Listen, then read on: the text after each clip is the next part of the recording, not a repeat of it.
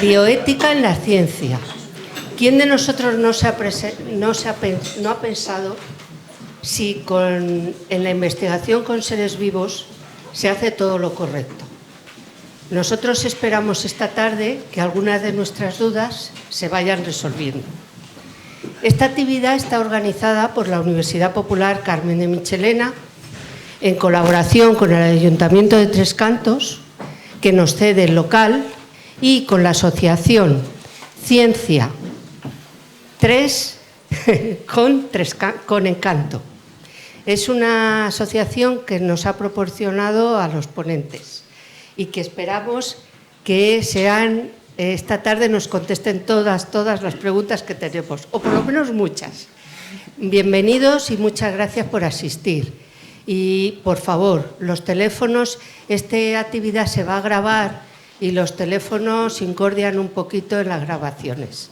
Muchas gracias. Y le cedo la palabra a la moderadora de la mesa, que es Matilde Cañellas. Bueno, gracias.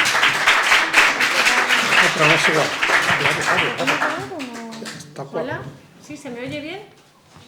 Mejor. Tengo que acercarlo. ¿Ahora? ¿Se me oye bien? Sí. Vale, perfecto. Pues nada, muchas gracias por estar aquí. Y hoy vamos a hablar sobre bioética. Tenemos 3 ponentes. Uno de ellos, que era el doctor José Miguel Vizcaya, no ha podido venir, y en su lugar va a venir Sara de Glisposti, que está de camino. Con lo cual vamos a empezar nosotros. Os voy a comentar primero cómo va a ir la mesa redonda. Bueno, vamos a hablar sobre los diferentes retos bioéticos que tenemos con toda la aluvión de nuevas tecnologías que están surgiendo en los últimos tiempos, sobre inteligencia artificial, sobre los avances en genética, los avances en todo tipo en la biotecnología, cómo integramos eso en nuestra sociedad. Y para ello tenemos aquí con nosotros a la doctora Lidia Feito, que es doctora en filosofía y en neurociencia, máster en bioética y en neuropsicología cognitiva y neurología conductual. Es profesora titular por la Universidad Complutense de Madrid en el Departamento de Salud Pública y Materno-Infantil en la Facultad de Medicina. La doctora Feito es miembro del Comité de Bioética de España, miembro experto en bioética de la Comisión Nacional para el uso forense del ADN, perdona. Miembro de la Comisión Nacional de Reproducción Humana Asistida, presidenta de la Asociación de Bioética Fundamental y Clínica, directora de la revista Bioética Complutense, asesora de bioética del Círculo de Ética y buenas prácticas de la Sociedad Española de Fertilidad, directora del Grupo de Investigación en Bioética y Deliberación y Ética Aplicada de la Universidad Complutense de Madrid. Y tenemos también a Lluís Montoliu, al doctor Lluís Montoliu, que es licenciado y doctor en Biología por la Universidad de Barcelona, investigador del Consejo Superior de Investigaciones Científicas en el Centro Nacional de Biotecnología en Madrid, del que actualmente es vicedirector, miembro del Comité de Dirección del Centro de Investigaciones Biomédicas en Red en Enfermedades Raras, del Instituto de Salud Carlos III. Ha sido durante 20 años profesor honorario de la Universidad Autónoma de Madrid y de la Universidad Complutense. Investiga sobre enfermedades raras como el albinismo, utilizando ratones modificados genéticamente con las herramientas CRISP de edición genética. Ha sido miembro y presidente del Comité de Ética del CSIC y asesor de presidencia del CSIC en temas de ética y de Science Europe. Forma parte del panel de ética del ERC en Bruselas. Pues nada, si os queréis hablar durante unos minutos sobre los temas que os interesan y de los que vamos a hablar ahora, puedes empezar, Lidia. Pues nada, pues buenas tardes a todos. Nada, gracias por la invitación para estar aquí esta tarde compartiendo mesa además con amigos. A mí me gustaría hacer como una pequeña introducción un poco de qué es esto de la bioética, por qué la bioética es importante y también algunos temas que me parecen especialmente interesantes. La bioética como disciplina aparece en los años 70, en el siglo pasado, y aparece en un contexto además pues bastante peculiar. Es cuando se están desarrollando pues macroproyectos de investigación en donde están surgiendo nuevos desarrollos y empieza a haber una cierta preocupación que a mí me gusta decir que es como el despertar de la ciudadanía, ¿no? Es decir, los ciudadanos empiezan a tener voz y a plantear también qué es lo que quieren que ocurra con la ciencia. De hecho, esos años 70 que todos conocemos, ¿no? de los años locos 70, son también los años de los movimientos pro derechos civiles, pro feminismo, pro ecología, con lo cual podríamos decir que la bioética pues, nace en ese caldo de cultivo, ¿no? de preocupación por lo que está pasando en el mundo. Y los primeros desarrollos de la bioética van básicamente en dos direcciones. Por una parte, los grandes avances tecnológicos y qué va a pasar con esos avances, cómo nos van a impactar, qué es lo que va a suceder con la humanidad. Y por otra parte, algo que parece que es mucho más, digamos, de nivel más pequeño, pero que sin embargo creo que tiene una importancia capital, que es reivindicar la voz también de los pacientes. Es decir, hasta este momento el desarrollo de la medicina occidental ha sido, lo que solemos decir, un trabajo muy paternalista, entendiendo por paternalista que los médicos han estado tomando decisiones para beneficiar a los pacientes, pero sin preguntarles a los pacientes qué es lo que ellos desearían para su propia salud y su propia vida. Y lo que ahora se va a empezar a reivindicar es esto que damos en llamar la autonomía de los pacientes, es decir, que los pacientes puedan expresar qué es lo que desean, qué es lo que quieren y, por tanto, que los tratamientos o las propuestas terapéuticas que se puedan hacer se ajusten también a su modo de vida, a su proyecto vital, a lo que quieren hacer consigo mismos. Esto es una gran revolución que, como ya imaginan, transforma completamente el mundo de la medicina y genera no pocos conflictos, porque evidentemente este espacio que diríamos que es de mayor democratización, si se puede decir así, de la toma de decisiones, pues va a ser muy, muy conflictivo. Entre otras cosas, porque va a suponer que hay una transición a un modelo nuevo y este modelo nuevo requiere también de competencias de los profesionales, pero también de la ciudadanía. Es decir, los ciudadanos tampoco están acostumbrados a tener que tomar decisiones, ¿no? Con lo cual es un nuevo mundo. A mí me gusta decir que ese nuevo mundo, además, puede plantear algo que hoy en día, por ejemplo, yo trabajo mucho en mi investigación, que es intentar pensar que el paciente sobre todo tiene biografía, que hay un antes y un después de los eventos de enfermedad que nos suceden, que nos transforman, que nuestra identidad de alguna manera está en juego.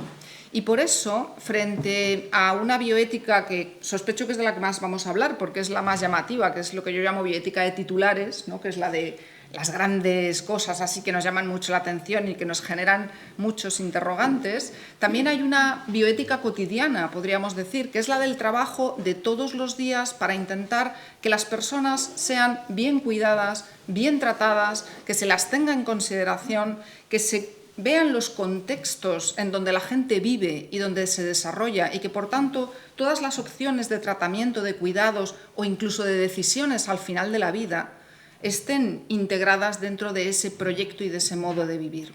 Por tanto, podríamos decir que la bioética, que al principio es como muy eso, hablando de la tecnología, acaba por incorporar aspectos pues, más sociales, más culturales, porque a nadie se le escapa que evidentemente en sociedades plurales como las que vivimos, en las que pues las distintas personas tienen distintas creencias, distintos hábitos, distintas tradiciones o vienen de distintos países y culturas, evidentemente todo esto tampoco es nada sencillo, no hay un patrón general para todos. Por tanto, uno de los retos es precisamente ver cómo introducimos este criterio, que yo diría que es un criterio de justicia, ¿no? De intentar decir, bueno, ¿cómo podemos tomar decisiones que al final sean adecuadas para todas las personas y que permitan que hagamos una sociedad más justa para todos. Por tanto, la gran preocupación de esta bioética de todos los días o bioética cotidiana es sobre todo algo que tiene que ver con la calidad de vida. Es decir, no solo hay que vivir, sino que hay que intentar vivir bien, tener bienestar, poder desarrollar los proyectos de cada uno. En ese contexto, y termino enseguida, claro, vamos a abordar múltiples problemas. En la bioética nos vamos a acercar a los problemas que tienen que ver con el principio de la vida, con las decisiones que tienen que ver con la reproducción o con el aborto o con los anticonceptivos, pero vamos a ver problemas que tienen que ver también con el final de la vida, con las decisiones pues, de limitar un tratamiento o de la eutanasia o de cómo tratamos a las personas mayores o cómo podemos hacer unos cuidados adecuados para que las personas puedan tener las mejores condiciones incluso en situaciones limitadas, etc. Por supuesto, van a estar los temas de investigación y van a estar, y esto me gusta destacarlo, los temas de salud pública, que no estaban inicialmente en la bioética, pero que cada vez más nos damos cuenta de que son imprescindibles. Y de hecho, la pandemia de COVID-19 ha sido, yo diría que un gran aldabonazo, podríamos decir, a la bioética para decir, cuidado, que se nos están escapando cosas que ya no son cómo afecta al paciente concreto, sino algo que tiene que ver con las decisiones que tomamos como sociedad para poder sobrevivir. Y de hecho en la pandemia a mí me sorprendía mucho, ¿no?, cuando la gente decía, uy, no sé qué hacer con el tiempo que tengo ahora que estoy encerrada en casa. Decía, pues los de la bioética estamos estresadísimos, porque no hacemos más que estar intentando evaluar todos los problemas que tenían que ver con si se asignan los respiradores de manera adecuada a las personas que los necesitan en las UCIs o cómo podemos gestionar unos recursos que efectivamente siempre son limitados, etc. Por tanto, podríamos decir que, como se ve, abarcamos muchos espacios. Y la clave para este trabajo es, por una parte, lo interdisciplinar, es decir, lo bonito y lo interesante también de la bioética es que trabajamos desde distintas disciplinas y perspectivas, que además intentamos trabajar, y esto me parece que es interesante, una bioética civil, es decir, a pesar de que hay bioéticas, vamos a decir, adscritas, ¿no? Hola, Sara, adscritas a un determinado marco de creencias y son absolutamente defendibles, la idea es intentar hacer algo que podamos defender en sociedades plurales, en donde todos queremos, mejor dicho, que se respete nuestro punto de vista, ¿no?, y nuestra visión. Por tanto, hay que intentar buscar esos espacios de diálogo y de colaboración. Y esto se logra, en mi opinión, con un modelo que me parece capital y en el que por lo menos yo me dedico mucho a investigar, que es lo que llamamos el modelo de deliberación. La deliberación, al final, se trata de una vía de diálogo, de intentar poner todos los argumentos sobre la mesa, de pensar que no hay una jerarquía de valores que sea unívoca y que todos tengamos que aceptar, sino que de lo que se trata es de ver cómo podemos buscar caminos para articular esas diferencias y que desde ahí podamos tomar decisiones satisfactorias para todas las personas implicadas. Esto quiere decir que la bioética necesita responder problemas concretos, muchos de ellos urgentes, muchos de ellos imperiosamente necesarios, diría yo, pero por otro lado tiene que hacer una tarea reflexiva, de fundamentación, de racionalidad, de intentar trabajar sobre las razones de por qué las cosas están bien o están mal. Y en esto a mí me gusta reivindicar que la bioética es, como no podía ser de otra manera, una parte de la ética, y la ética es una parte de la filosofía. Es decir, tiene que ver con una tarea reflexiva y argumentativa. Y por tanto, se aleja, aunque colabora, con el ámbito del derecho. Muchas veces se confunden, ¿no? Y parece que todo es lo normativo, que todo son las leyes o los procedimientos, todo eso es tremendamente útil. Pero la tarea inminente y más importante, diría yo, que tiene la bioética es, sobre todo, proponer soluciones, espacios que puedan ser para promover una vida buena, una vida en la que las personas se puedan desarrollar, puedan florecer y la sociedad pueda ser mejor. Y este es un poco el ideal, porque yo creo que al final todos los que nos dedicamos a esto pues somos una suerte de utópicos, que lo que queremos es que el mundo sea mejor, ¿no? Exactamente, sí. Vamos a ver si lo conseguimos. Muy bien, pues pasamos, ya se ha incorporado con nosotros Sara de Glisposti. Te presentaré después. Preséntala. Sí, tenemos a Sara de Glisposti. complicado para mí. Es investigadora científica en ética e inteligencia artificial en el Instituto de Filosofía del Consejo Superior de Investigaciones Científicas. Desde diciembre de 2020 es coinvestigadora principal del proyecto nacional Ingeniería de Valores de Sistemas de Inteligencia Artificial. Su investigación abarca temas relacionados con los riesgos y beneficios de la digitalización y de la inteligencia artificial. Sara es doctora en Management por la Open University en Reino Unido, con una tesis doctoral sobre el cumplimiento de los principios de protección de datos en el entorno Big Data. Bienvenida. Y ahora vamos a pasar a que Lluís nos comente los temas que le interesan dentro de la bioética. Muchas gracias, Matilde. Buenas tardes a todos. Gracias, Lidia, por tu estupenda introducción. Yo soy un intruso en esta mesa. Esto de la bioética siempre me he acercado a ello como amateur. La profesional es Lidia, como habrán podido comprobar, ¿no? Bienvenida, Sara, también a esta mesa. Yo tengo una perspectiva a esto de la bioética desde el mundo de la investigación. Yo soy genetista, si algo sé es algo de genética, y lo que intento es transmitir a la sociedad es la tranquilidad y la confianza en el colectivo investigador. Muchas veces la sociedad interpreta, cree, teme que los investigadores, como tenemos libertad absoluta y creatividad absoluta, pues podemos hacer todo lo que queramos. No hay nada más lejos que esto. Esto no es así. Como cualquier otro colectivo de la sociedad, tenemos unas normas, unos códigos deontológicos que cumplir, y luego nos debemos a un código de moral que hemos establecido toda la sociedad, que nos determina y hemos acordado culturalmente a lo largo de siglos lo que está bien y lo que está mal. Y eso es lo que trasladamos después cuando intentamos responder a diferentes propuestas que desde la ciencia experimental se nos hacen. Relevantes para la bioética es responder a la pregunta: ¿para qué vamos a hacer este experimento? ¿Qué es lo que vamos a conseguir con este experimento? ¿Realmente es un experimento que nos va a aportar un beneficio para la colectividad? ¿O no lo tenemos claro y vamos a causar más daño que beneficio? Una de las ideas más importantes que intento transmitir cuando hablo de bioética desde esta perspectiva es que, a pesar de que técnicamente y científicamente podamos hacer muchas cosas, no necesariamente tenemos que llevar a cabo todos estos experimentos. Y esto, que parece muy sencillo, no siempre es bien recibido. Ya saben que en la ciencia de titulares, que también se refería a Lidia, pues de repente, cuando surge cualquier avance, o nos ponemos en lo peor, o nos ponemos en aquello que todavía no ha llegado, pero que intuimos que va a llegar. Y esto es un ejemplo que seguro que Sara se va a referir con la inteligencia artificial, a la cual le presumimos toda una serie de valores y potencias que seguramente no tiene.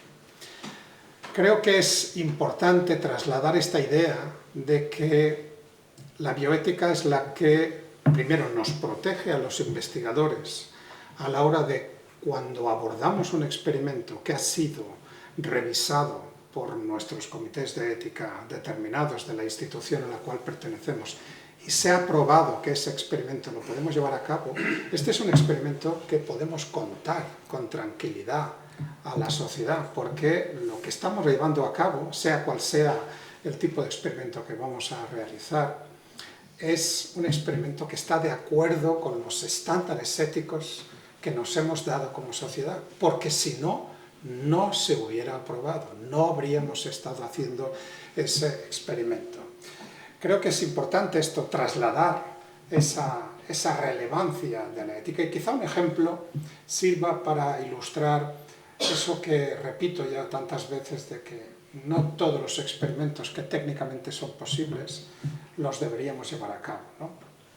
Estábamos tomando un café aquí fuera con Nuria, que es la que nos ha invitado aquí a participar en esta mesa redonda.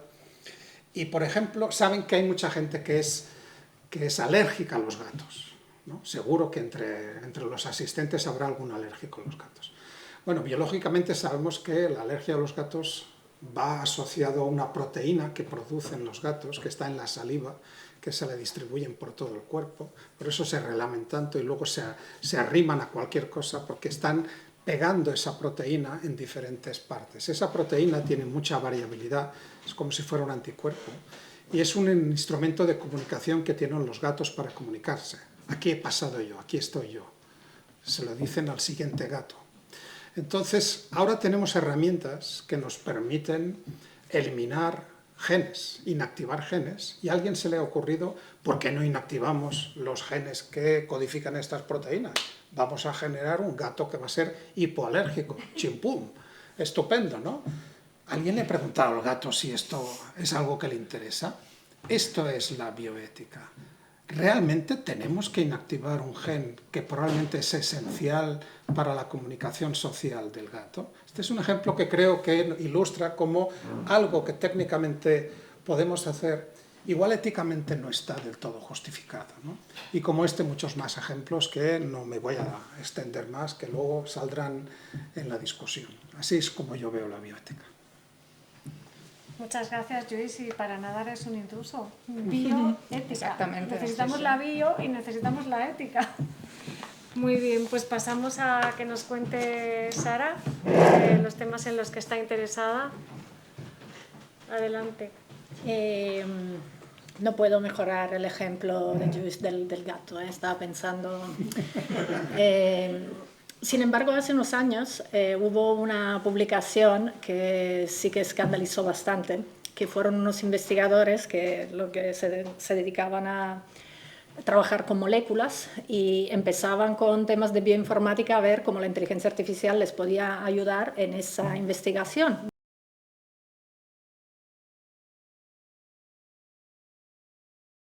En su laboratorio, con un ordenador cualquiera, de golpe eran capaces de abrir todo un nuevo abanico de posibilidades de moléculas tóxicas. Y entonces se dieron cuenta que tenían ahí en las manos la posibilidad de desarrollar armas químicas. Evidentemente se escandalizaron y preocuparon mucho, publicaron el artículo como para advertir a la comunidad, diciendo, tenemos en este momento, ¿no?, la posibilidad de que alguien en su casa se empiece a desarrollar armas químicas desconocidas, simplemente porque tenemos a disposición unas herramientas, ¿no? Hemos democratizado unas herramientas que anteriormente, cuando queríamos hacer ese tipo de investigación, era muy costoso, imposible, y hacía falta muchísimos investigadores, ¿no?, como para elaborar algo en esa dirección. ¿De qué me ocupo yo? Fundamentalmente cuando hablamos de ética de la inteligencia artificial, de la digitalización, más de preguntas que de respuestas, ¿no? Es decir, nos enfrentamos a un dilema típico cuando nos enfrentamos al desarrollo tecnológico, de que evidentemente tenemos mucha gana de ver qué es lo que pasa, ¿no?, como con la experimentación. Queremos experimentar, queremos probar, queremos avanzar, tenemos una creencia, como un sentimiento ahí de progreso, ¿no?, de que las cosas irán a mejor, ¿no?, de que iremos probando y algo bueno saldrá, ¿no?, y eso de alguna forma nos empuja. Y sin embargo, luego de golpe, cualquier cosa, cualquier tecnología, ¿no?, que pongamos ahí, hemos tenido el chat GPT, ¿no?, creo que todos habéis oído, ¿no?, el chat GPT, de golpe OpenAI está en su laboratorio dentro de su empresa y dice, oye, ¿por qué no dejamos de hacer lo que opinan los de Alphabet, de cada uno aquí experimentando en su casa? Lanzamos una prueba abierta al mundo, ¿no?, ponemos a disposición la herramienta y vamos a ver si la gente empieza a usarla y usándola la mejora. Eso es lo que se llama beta testing, ¿no?, cuando yo tengo una herramienta que no he terminado de desarrollar y de golpe la pongo a disposición, ¿no? Es como si de golpe Lluís dijera, abro la puerta de mi laboratorio y cualquiera que pase por la calle que entre aquí y vamos a hacer un ensayo. Así hizo y tuvo mucho éxito, y de alguna forma toda la gente que empezó a utilizar la herramienta en un primer momento no se escandalizó. Luego sí, las agencias de de protección de datos empezaron a escandalizarse porque de golpe se dieron cuenta de que niños habían tenido acceso, de que no sabíamos qué datos estaban utilizando, no sabíamos qué dato la aplicación, ¿no? Con qué datos estaba quedando de nosotros. Y es cierto que ha pasado como desapercibido la reflexión más de ética de la investigación pero esta gente en su laboratorio no tenía un mínimo código deontológico de que tú no puedes empezar un experimento sin mínimamente informar a las personas de que son parte de un experimento. Esto yo creo que la bioética lo tiene como muy trabajado, ¿no? Y de ahí tenemos mucho que aprender. Y sin embargo, cada uno de nosotros, todas las veces que abre el móvil, accede a una aplicación digital, ¿no? Se descarga un videojuego o lo que sea, está participando de ese testeo, de esa mejora, está contribuyendo con sus datos, ¿no? Y no tenemos tanta conciencia. Por eso hemos empezado, ¿no? Por eso en los últimos años ha habido mucho desarrollo sobre temas de la ética aplicada a la inteligencia artificial, como para empezar a decir qué principios nos hacen falta, ¿no? ¿Qué deberíamos hacer? ¿Cómo deberíamos actuar? ¿Qué es lo que no deberíamos hacer? Que es un poco la reflexión donde está en este momento. Sí, o sea que vamos camino de la data ética, en lugar de bioética. Muy bien, bueno, pues vamos a comenzar, vamos a hacer unas rondas de preguntas para vosotros, que las he dividido en tres rondas de 3 preguntas. Tenéis más o menos 5 minutos para contestar y así damos tiempo a que luego el público también pueda hacer preguntas. ¿De acuerdo? Voy a comenzar con 3 preguntas, una para cada uno, que a mi parecer el hilo conductor es cómo se integran en la sociedad los grandes avances científicos y técnicos, sobre todo los que se dan muy, muy de repente, como está pasando ahora. Y la primera pregunta es para Lidia. Y es un poquito, para mí no es la ética de titulares, sino de cinematográfica. A mi parecer, me parece que nos estamos acercando un poco a Gattaca y ya cualquier persona, desde que nace, podría, en principio, tener acceso a todo su material genético, lo cual implica un montón de información sobre su futuro. Entonces, ¿qué piensas sobre si un niño debería tener acceso a este tipo de información y si debería, desde cuándo? Bueno, yo me imagino que aquí plantearemos sobre todo interrogantes, ¿no? Como decía Sara, más que respuestas, porque tampoco podemos resolverlo todo, pero... sí. Apunto las respuestas. Claro, vamos a ver, el tema de la información genética es como bueno, esto Lluís sabe mucho más que yo, pero yo creo que es un gran tema de cómo manejar esa información, ¿no? Más allá de los elementos de ciencia ficción, que como tú decías, Matilde, es verdad que ya plantean elementos como muy de películas y tal, gracias. Lo que sí que se plantea es, y esto aparece por ejemplo en cuestiones de reproducción humana, ¿no? Es decir, qué tipo de información tienen que tener, en este caso los niños, etcétera, respecto a su material genético, su información genética o sus orígenes biológicos, porque el tema yo creo que también se podría llevar en esta dirección, ¿no? Entonces, claro, evidentemente, por una parte pensamos que hay determinada información que si atañe a la salud o que tiene que ver con sus posibilidades de supervivencia, etcétera, pues probablemente debería conocerla, pero al mismo tiempo pensamos que esa información puede ser dañina en algunos casos, entre otras cosas porque, y esto Lluís yo creo que lo ha destacado muchas veces, lo que se maneja son probabilidades, no certezas, y eso muchas veces no sabemos muy bien cómo manejarlo. Entonces, quizá creemos que esto es una condena segura o esto es algo que va a suceder necesariamente cuando no tiene por qué ser así. Con lo cual hay, digamos, mucha preocupación sobre si realmente es bueno divulgar esta información o no. Piensen que incluso hay hasta test genéticos, ¿no? Que ya están disponibles y que de algún modo permiten que la gente pues, pueda saber un poco qué es lo que presuntamente va a suceder en el futuro. Esto hay que tomarlo con muchísima precaución y claro, los padres muchas veces se ven también en esta tesitura de ¿debemos dar al niño toda la información o no? Claro, a esto le podríamos añadir todavía otro elemento más y es que esa información genética muchas veces tiene que ver con hacer análisis familiares, ¿no? Es decir, qué es lo que hay en la herencia familiar. En algunos casos se ha hablado incluso de un principio de responsabilidad genética, ¿no? Que decía algo así como: yo tengo la obligación moral de dar una información sobre mis problemas o herencias o condiciones genéticas, las que sean, a todos los que puedan estar implicados, no solo a mis hijos, sino también a otras personas de la familia que pudieran tener alguna relación. El interrogante es este, es decir, ¿realmente es información que solo es mía porque es privada, porque atañe a mi salud y por tanto yo debo ser la única dueña de esta información y decírsela a quien yo considere? ¿O tengo una obligación, una responsabilidad, por ejemplo, respecto a los hijos, de que tengan esa información para que puedan tomar sus propias decisiones? Aquí se arbitra, por así decir, el derecho a la privacidad, si queremos decirlo así, y el derecho a saber como una garantía para poder tomar decisiones. Y al final no nos engañemos, si yo no tengo información, difícilmente puedo decidir qué hacer con mi vida, ¿no? Con lo cual la tendencia cada vez más es a decir que alguna responsabilidad tenemos en que la gente pueda tener, los niños puedan tener esa información. ¿Cuándo? Cuando sean capaces de entenderla y manejarla. Y esto sucede bastante antes de lo que creemos. Y este también es un punto interesante, que no solo tiene que ver con la información genética, sino, por ejemplo, como decía, con el decirle a un niño si es fruto de una técnica de reproducción asistida, ¿no? ¿Cuándo hay que decírselo? Lo que nos dicen los psicólogos y lo que en ética manejamos es cuanto antes, en cuanto el niño pueda comprenderlo. ¿Por qué? Pues porque tendemos a pensar además que porque son niños no entienden, no son capaces. Esto no es verdad. Pueden tener una capacidad, quizá no como la de un adulto, pero pueden entender perfectamente siempre que lo adaptemos a su nivel de comprensión, respondamos sus preguntas, no les saturemos con la información, sino que les dejemos que ellos mismos pues, progresen y vayan preguntando. Y esta es la manera de que ellos además se hagan cargo.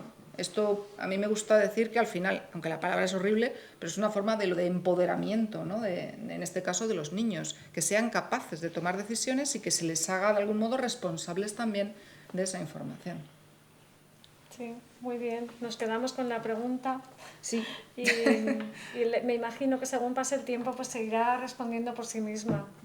Lluís, vamos con cosas...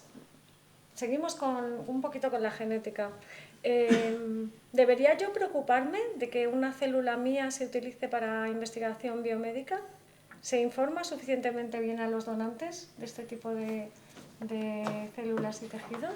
Este es un aspecto importante que no siempre se ha tenido en cuenta.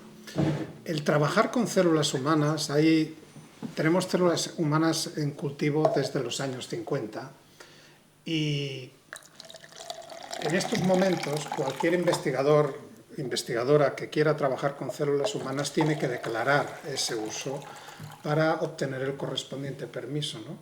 Claro, hay gente que se sorprende, hay colegas míos que se sorprenden, pero vamos a ver, pues si estas células, si las tengo en el laboratorio desde ni se sabe cuándo, ¿por qué tengo que pedirte permiso para seguir utilizando estas células? Claro, la respuesta igual no es evidente hasta que no reflexionas un poquito. Esas células humanas en algún momento estuvieron en un cuerpo de una persona que tenía nombres y apellidos, una persona que tenía derecho a su dignidad, a preservar su dignidad y su privacidad, derechos que subsisten en esas células. Por lo tanto, no podemos hacer lo que queramos con esas células. Tenemos que describir que las vamos a utilizar y qué es lo que vamos a hacer.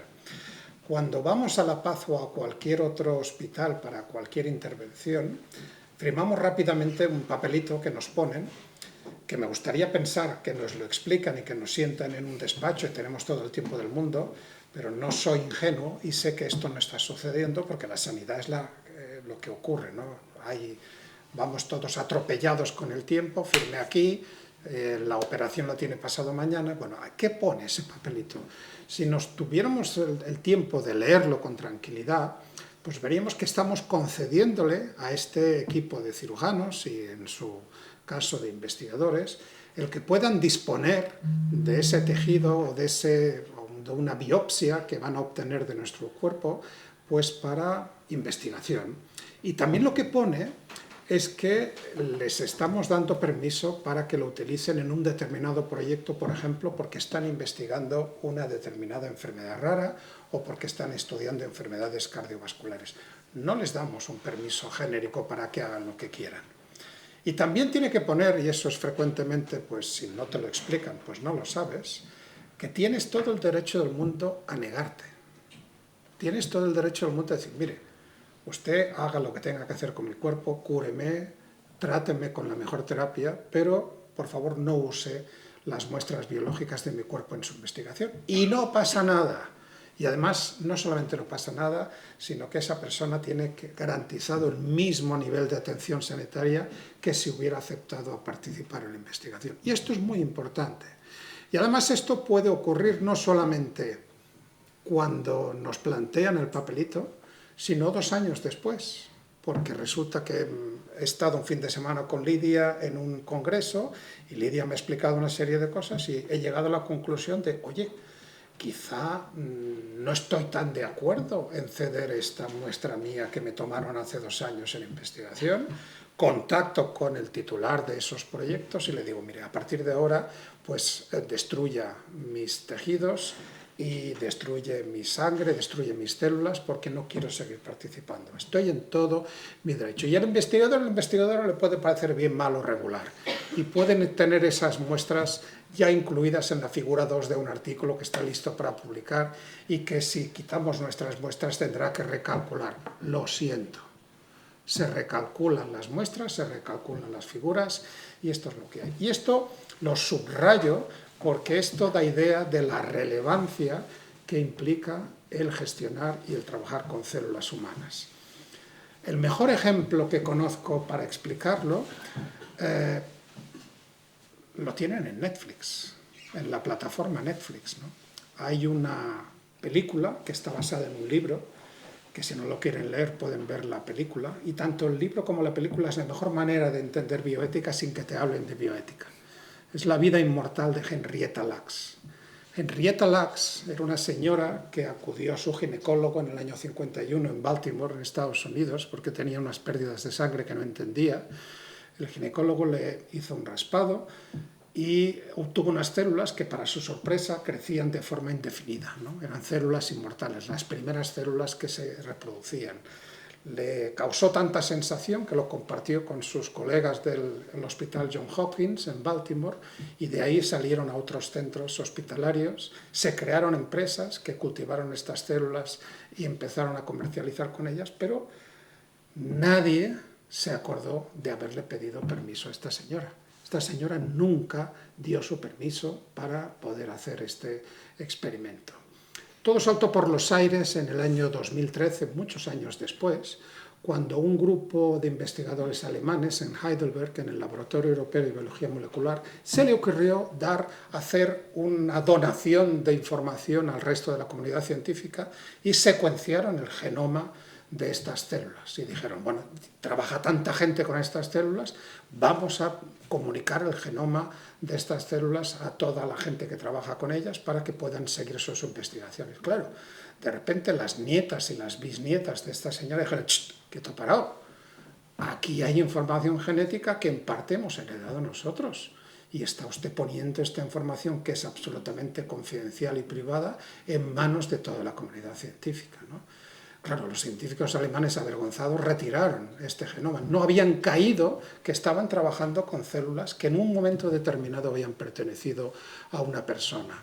En Estados Unidos, en los Institutos Nacionales de la Salud, acordaron que el genoma solamente de estas células se pondría a disposición de quien lo necesitara, argumentadamente, y el comité que lo iba a decidir tenía 2 miembros de la familia Henrietta Lacks, que hace unos pocos meses, tras muchos años de litigio, han conseguido una compensación económica de algunas de estas empresas que han estado comercializando con estas células sin haber pedido permiso a su abuela o su bisabuela. Yo creo que este ejemplo sirve para ilustrar la importancia de tener de tener ese respeto ético a estas células humanas, células que siempre tienen nombre y apellidos. Acuérdense, en Netflix, La vida inmortal de Henrietta Lacks. La protagoniza Oprah Winfrey, que es una actriz norteamericana que hace el papel de la hija de esta mujer, que es la que cuenta la historia a la periodista, que es la que escribe el libro.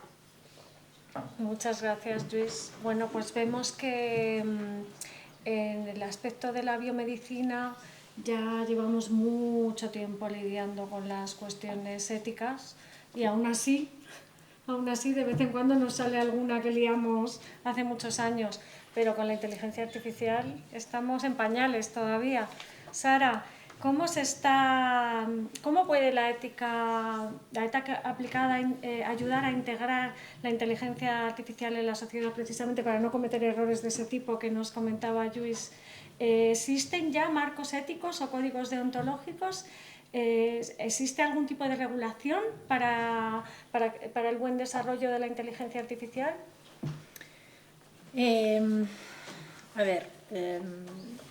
Enganchando con lo que han dicho Lidia y Luis, evidentemente lo que tiene que ver el uso de datos, sí que tenemos ya un marco bien establecido de ese Reglamento General de Protección de Datos, ¿no? Que de hecho, que es un reglamento, reglamento significa que es la misma ley a nivel europeo que se aplica en todos los estados, ¿no? Y ahí se determinan categorías especiales, se llaman, de datos, ¿no? La información médica, toda la información genética, orientación sexual, pero también otro tipo de información, como la información biométrica, evidentemente, pero también si somos parte de un sindicato, si somos religiosos, es decir, que tenemos no sabemos que en realidad hay como un subconjunto de datos que la ley ya considera unos datos que en principio no deberíamos ni tocar. Luego, evidentemente, sí que los usamos, ¿no? Bajo condiciones de que hayamos tomado unas medidas extremadamente cautelosas para gestionar estos datos de la forma mejor, ¿no? Y todo lo que tenga que ver con investigación médica, con cura, tratamiento de enfermedades, ¿no? Evidentemente los hospitales de hecho tienen unas exigencias en términos de medidas tanto técnicas como organizativas a la hora de gestionar los datos. En la práctica, luego, ¿qué es lo que pasa? Que creo que nos ha pasado a todos. Que empezamos con el historial médico en el centro de salud, luego vamos al hospital, no saben nada de nosotros, volvemos a empezar, cambiamos, vamos a otra clínica, no saben nada de nosotros porque no se hablan con el otro hospital, y entonces tenemos una fragmentación, ¿no? Que de hecho ha llevado a la Comisión Europea a decir que el Reglamento General de Protección de Datos ha sido un fracaso y que por eso ahora necesitamos un nuevo marco regulatorio en ámbito médico para poder permitir que esa información fluya, ¿no? Es decir, que si yo, por ejemplo, simplemente, ¿no? Es decir, sin meterme en el caso de la investigación, me quedo simplemente en el caso de la cura y me voy moviendo de un hospital a otro, que mi información, ¿no? O peor, me cambio de un país, voy a recibir un tratamiento en otro país, que mi información, mi historial médico electrónico viaje conmigo. Esto es algo que está en fase de desarrollo. ¿Y por qué hablo de esto? Porque evidentemente todo desarrollo de inteligencia artificial hoy en día, ¿no? Exitoso, se basa fundamentalmente en análisis de datos. Es decir, todas las aplicaciones, cuando hablamos de aprendizaje automático, aprendizaje profundo, cuando hablamos de inteligencia artificial generativa, fundamentalmente siempre al lado tenemos un discurso de gobernanza de datos, de quiénes son los datos, qué hacemos, cómo. Y cuando hablamos de gobernanza hablamos de un tema de justicia, es decir, si los datos hoy en día se consideran un bien común, como el agua, como el aire, como el petróleo, es decir, un recurso fundamental, ¿no? Para que como sociedad sigamos funcionando, ¿cómo se reparten los beneficios de la explotación de ese recurso fundamental? Ese es el tema, ¿no? Es decir, cuando vamos al caso, ¿no? Han mencionado dos casos que son muy relevantes. Por un lado, la reproducción asistida y por otro lado, el tema de la información genética. ¿A quién le pertenece la información genética? Hace unos años hubo un escándalo porque en Sardinia que es una región de Italia, una isla, hay una población que es muy longeva. Y entonces se pensó hacer un estudio, ¿no?, genético de esa población para descubrir un poco cuál era la llave para dar con ese misterio de por qué esta gente vivía tan bien. Eso se empezó en el marco de un proyecto público, ¿no? Es decir, se hizo bajo el paraguas de la investigación de un hospital público. Lo que pasa es que luego la iniciativa, es decir, la empresa pública que se generó para recaudar estos datos quebró. Y dentro del proceso evidentemente los datos entran a formar parte de los bienes de una empresa. Entonces, en el momento que tú pones a la venta, ¿no?, así como pones a la venta el edificio de una empresa, pones a la venta las bases de datos de la empresa. Entonces se fue a la venta la base de datos con toda la información genética de estas personas. Y una farmacéutica simplemente la compró.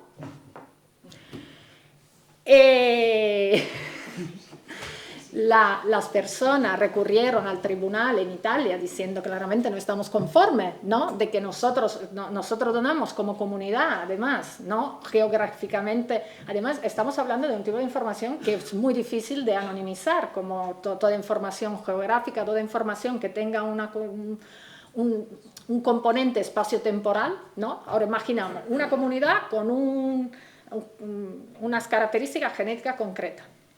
Ahí hablamos como de privacidad de grupo, es decir, porque claro, en el momento que yo revelo mi genoma, no estoy revelando simplemente mi información, estoy revelando la información de todo mi grupo. El juez no le dio la razón porque según la ley no habían hecho nada mal, es decir, estaba todo en regla. Sin embargo, esto sí que hizo reflexionar a la comunidad científica diciendo, ¿qué estamos haciendo? ¿Y hacia dónde vamos? ¿No? Yo recuerdo durante una temporada en Italia con compañeros del Centro de Estudios de Oncología de Milán, que estaba ayudando al Ministerio de Salud a desarrollar una guía para implementar el Reglamento General de Protección de Datos en ámbito de investigación médica. Y la gran pregunta de los médicos era, ¿y si mañana llega Google y me pregunta de establecer una relación de colaboración, ¿no?, de investigación con mi hospital? ¿Eso está bien, está mal? ¿Es lo mismo de que si llegara una farmacéutica? ¿Por qué siento que algo chirría? ¿Por qué percibo que ahí está pasando algo que se me escapa?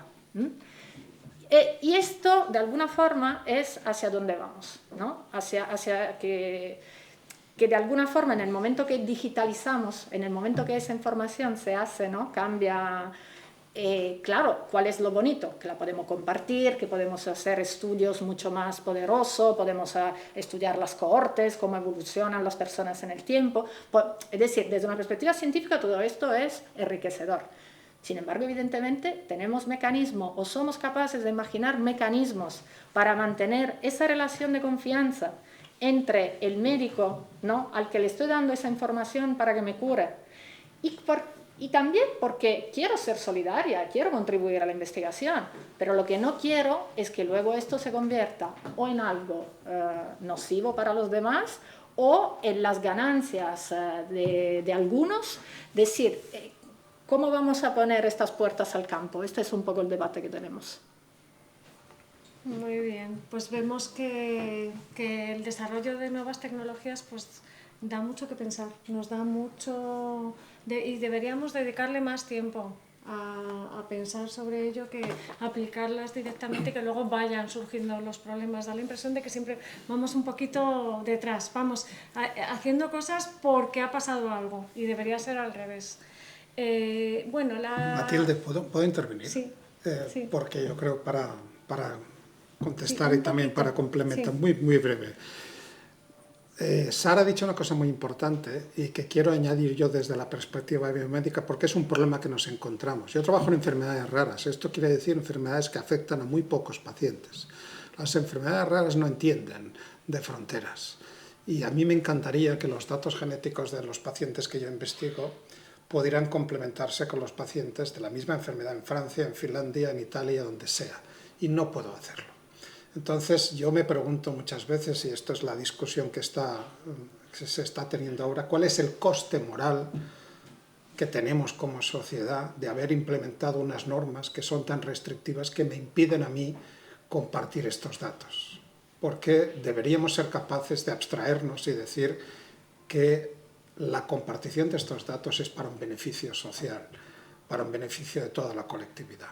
Esto no está resuelto. Esto, de nuevo, es una situación que no está resuelta. Hay diferentes propuestas de resolverlo, pero esto es uno de los problemas graves que tenemos en biomedicina hoy en día.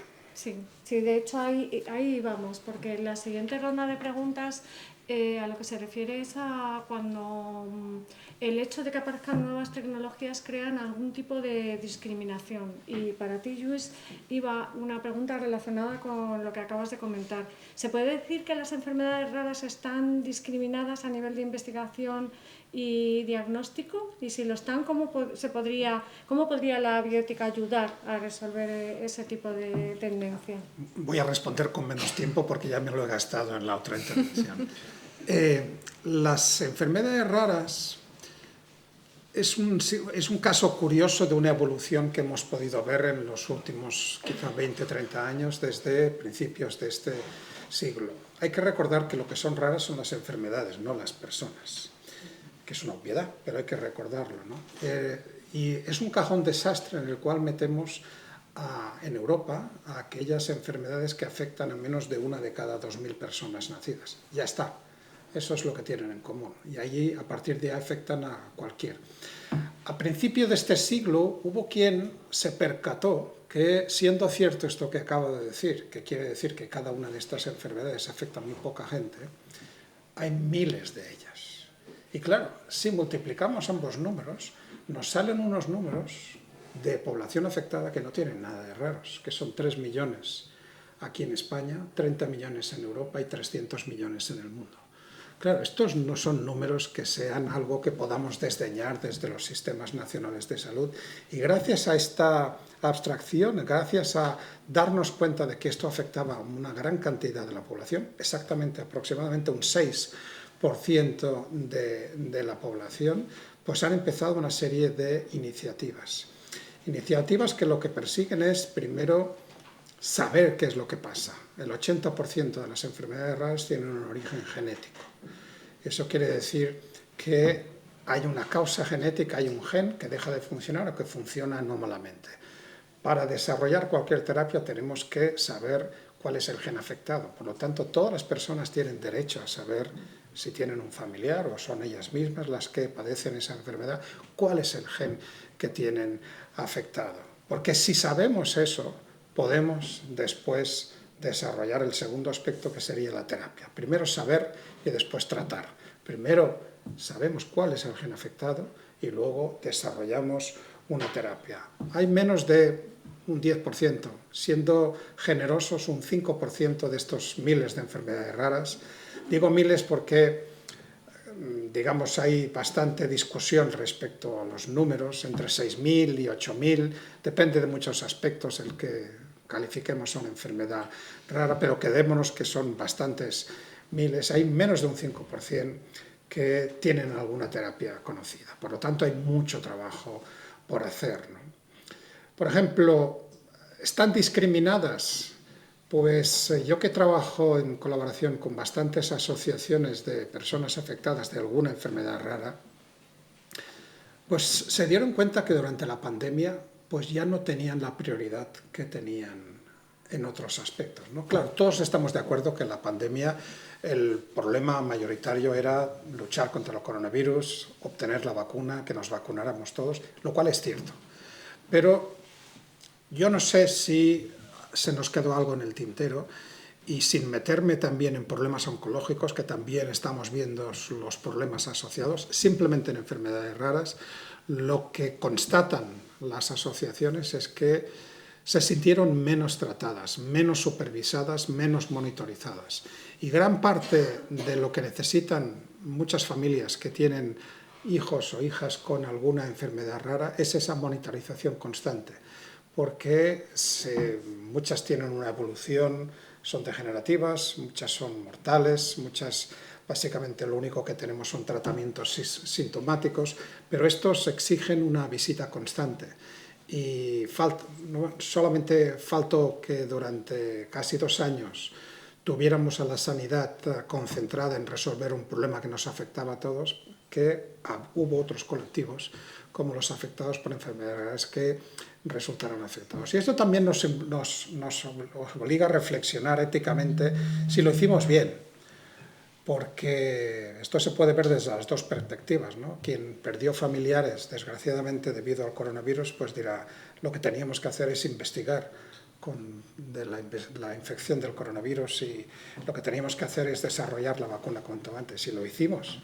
Y esa vacuna se desarrolló en menos de un año. En menos de un año, porque las bases de esa vacuna se habían establecido 15 años antes, que eso se nos olvida, y eso hace que la gente, sobre todo los colectivos contrarios a las vacunas, dice es imposible que se haya desarrollado la vacuna en un año. Pero es que no se desarrolló en un año, se desarrolló en 16 años, nada menos, ¿no?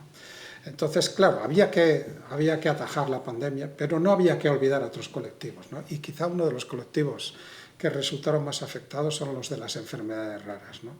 Que ahora están volviendo a retomar, ¿no? Lo que pasa es que habremos perdido un tiempo fantástico. Hay muchas intervenciones.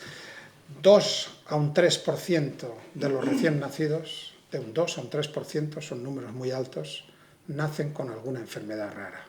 Y la mayor parte de enfermedades raras tienen una presentación pediátrica, con lo cual no hay tiempo que perder, sobre todo porque cualquier actuación que podamos hacer de forma temprana va a determinar la calidad de vida que va a tener esa persona posteriormente. Por lo tanto, ahí creo que no lo hicimos bien de todo como sociedad, y bueno, pues ahora tenemos que intentar resolverlo y paliar esa falta de cuidado que tuvieron pues muchas familias con niños y niñas de enfermedades raras durante la pandemia. Muy bien, o sea que no son tan raras. En absoluto. No, deberían cambiarles el nombre, ¿no? De hecho, yo hablo de enfermedades minoritarias o enfermedades poco frecuentes. La palabra rara fue una mala traducción del inglés, rare, que se traduce pero rara se refiere estadísticamente raras, no raras de extrañas, ¿no? De hecho, si tú hablas con una familia que tiene un niño o una niña con una enfermedad rara, te van a decir, esto no es raro, vivimos con esta niña 24 horas al día y toda la familia vive con esta enfermedad, con lo cual es una enfermedad que es parte de nuestra vida. Sí, sí. Bueno, Lidia, ahora que estamos ya con los robots que nos ayudan a todo, llamas y te atiende un robot, el robot te limpia el suelo. ¿Qué piensas tú si en un momento dado a una persona mayor la cuidara un robot? ¿Qué problemas éticos generaría esto? Pues esto, estamos preocupados de hecho con esta cuestión porque, claro, no es una hipótesis, es que ya va siendo realidad, ¿no?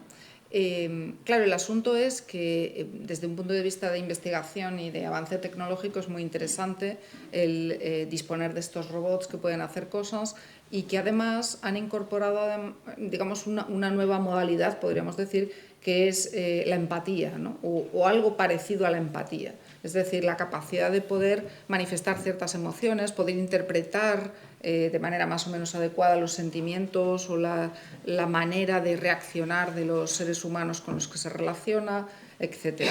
Claro, eso significa que tenemos ya, por ejemplo, algún robot por ahí que hace diagnósticos psiquiátricos, que intenta incluso tratar a los pacientes y establecer una relación. Y se está trabajando ya en esta idea de cuidar a las personas dependientes, etcétera, con robots. En algunos casos la expectativa es muy interesante, ¿no? Es decir, por ejemplo, pues, niños que tienen trastornos del espectro autista y que tienen problemas de socialización, pues pueden interactuar con un robot, y esto no solo con tareas de aprendizaje, sino para que, bueno, pues aprenda a relacionarse, a comunicarse, todo ese tipo de cosas, y hay resultados muy esperanzadores. Por tanto, en principio no es que sea un elemento demoníaco ni nada parecido, ¿no? Pero sí que es verdad que genera mucha preocupación porque, claro, si pensamos en las personas mayores, pensemos en alguien pues, que está en una residencia, por ejemplo, de ancianos, que tiene pues, ciertas limitaciones en su capacidad, etc. Claro, el hecho de que lo trate un robot sin duda puede ser una colaboración adecuada para que los cuidadores humanos se apoyen en esa tecnología y puedan dar mejores cuidados, pero todo el mundo atisba que antes o después serán sustituidos esos cuidadores humanos por los robots cuidadores. Y la gran pregunta es si esto forma parte de una suerte de deshumanización en el cuidado. Es decir, cuando pensamos que las personas son más vulnerables, que necesitan no solo cuidado, sino también esa calidez humana, esa relación que muchas veces pues pensamos que tiene que ver incluso con cosas bastante intangibles, ¿no? Que es la presencia, es los silencios, es muchas cosas que forman parte del cuidado, pero que, bueno, pues quizá no son tan fáciles de materializar en un protocolo de actuación. El hecho de que un robot lo pueda sustituir nos genera como mínimo cierta incomodidad y cierta sensación de ¿realmente un robot podrá hacer esto? Claro, los estudios que conocemos más son los que se están haciendo en Japón, donde existen ya robots de este tipo. ¿Y qué ocurre? Que están encantados. Y que, por lo visto, las encuestas que yo conozco más recientes en Japón, que le preguntan a la gente, ¿le gustaría a usted ser cuidado por un robot? El 80% de la gente dice que sí, que le encanta. Con lo cual nos deja también muy perplejos, porque donde vemos un espacio eso de mucha preocupación por ese espacio de deshumanización, resulta que la gente que lo está viviendo pues no lo vive tan mal. Con lo cual el interrogante es mayúsculo. ¿Realmente esto es una manera de cuidar mal? ¿Es un atentado contra la dignidad de las personas? ¿Es una manera de deshumanizar? ¿O es un cuidado operativo que además las personas perciben de una manera positiva? El tema está ahí y tampoco tengo soluciones. Yo lo siento, pero soluciones tengo pocas, preguntas muchas, ¿no? Pero claro, la cuestión es, yo diría, primero, lo dije antes, hay que empoderar a los pacientes, preguntemos a la gente. Creo que este es un elemento capital. Segundo, por supuesto que sean ayudas está bien, pero eliminar a los humanos a mí me parece que perderíamos muchas cosas, ¿no? En esa pérdida de esa calidez, de esa cercanía o de esa conversación, ¿no? Pero es verdad que muchas veces los robots pueden sustituir esto muy bien y hay una figura de lo que llamamos el autoengaño que es muy interesante, que es, bueno, yo atribuyo de alguna manera rasgos humanos, podríamos decir, a la máquina. Y siento que estoy engañada, pero lo sé además, es que sé que es una máquina, pero como si no lo fuera, porque al final me relaciono bien, ¿no? De hecho, ¿quién no ha insultado a su ordenador alguna vez, ¿no? Es decir, a ver, ¿por qué estás haciendo esto, estúpido? ¿No? Es decir, bueno, el ordenador no tiene voluntad, no, pero sin embargo, bueno, tendemos a antropomorfizarlo, si se puede decir así, ¿no? Entonces, este es un poco el escenario, es decir, ¿realmente es bueno que introduzcamos estos elementos en el cuidado de las personas?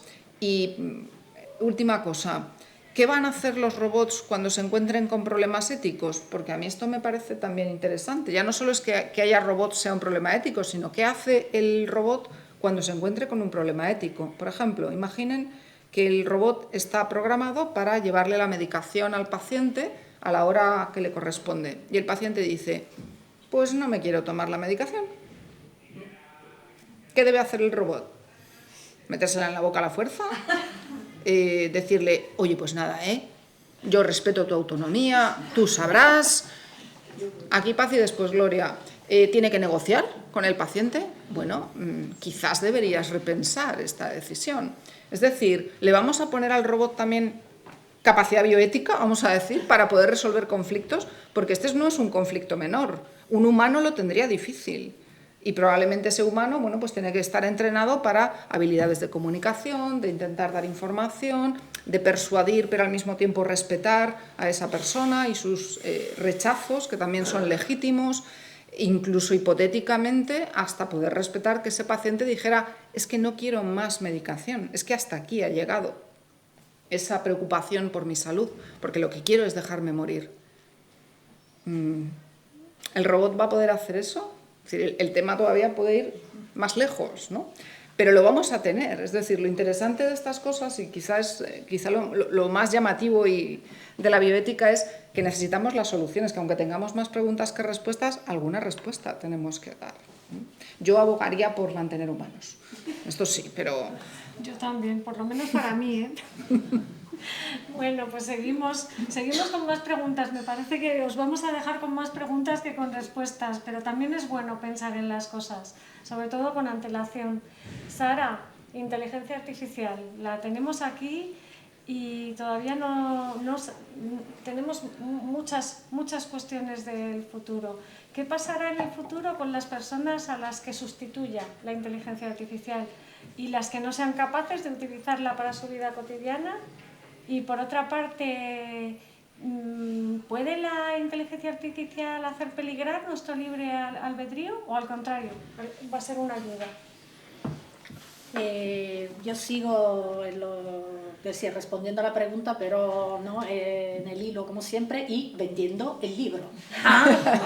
Que he venido a vender el libro. No, y sobre todo porque hay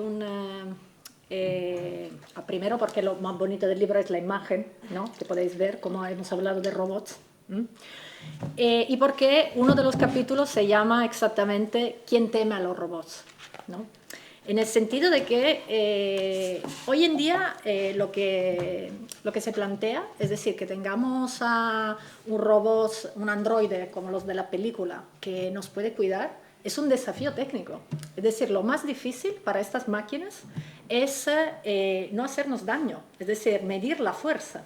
Lo que sí tenemos es mucho desarrollo en brazos que nos permiten, por ejemplo, levantar cosas. Hay muchísimo desarrollo de la robótica, por ejemplo, en todo lo que es la logística.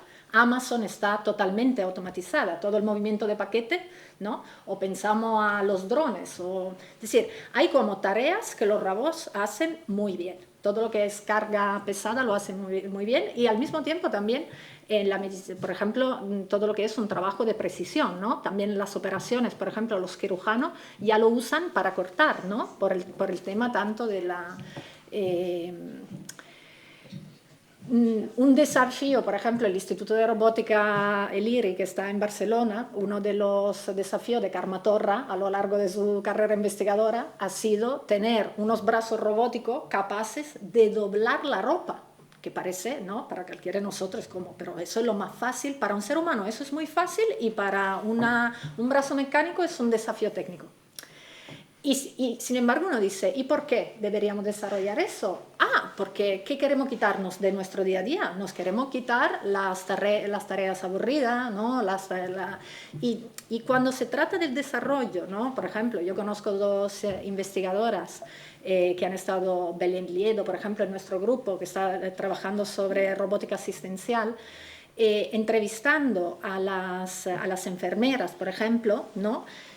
Claro, esto es también un tema de diseño. ¿Cómo vamos a desarrollar esta tecnología? Y hoy en día, ¿no? Lo que se intenta es utilizar un tipo de diseño que es participativo, ¿no? Es decir, que tú estás tanto con el paciente como con los enfermeros intentando entender qué es lo que de verdad te hace falta, ¿no? Es decir, cuando se habla de inteligencia artificial que pone en el centro al ser humano, lo que fundamentalmente se plantea es un desarrollo tecnológico en el que no te intento sustituir, sino que te pregunto, ¿qué es de verdad lo que te haría falta?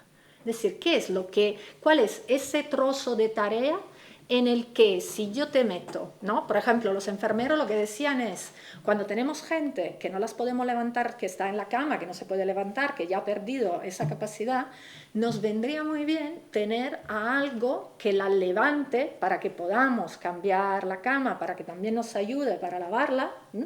Y luego todo lo demás lo seguimos haciendo nosotros, no nos genera mayor problema, ¿no?